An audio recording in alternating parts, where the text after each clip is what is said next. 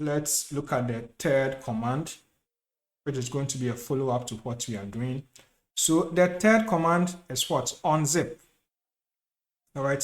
So unzip, if you have files which are in the zip format, these are files which have been zipped, they have been compressed. So files that are compressed, let me just say zip files. If you want to extract the content, if you want to decompress them, we say unzip. So you can use this unzip command to extract the contents. That means you're unzipping. And that is why I had to let us download a zip file, which is this one. Okay, this, and they are all zip files. And so this allows me to also show you how to use the unzip function or the unzip command. So if you want to unzip, that means that you want to decompress, you want to extract the content. So I'll just try with files.zip. So I can just say unzip, and then I'll just say files.zip.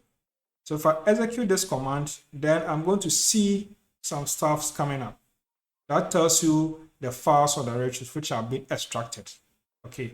And so now if I do an ls, I'm going to find several files here. I have some directories, I also have some files. All right, so these are cool things that we are doing. So this is how we unzip files using the unzip utility.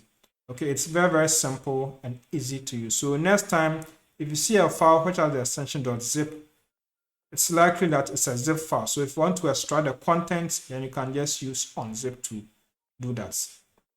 We have a lot of bioinformatics files or outputs that come as zipped. So if you want to get the files themselves, you just have to unzip them. And that is what we have done.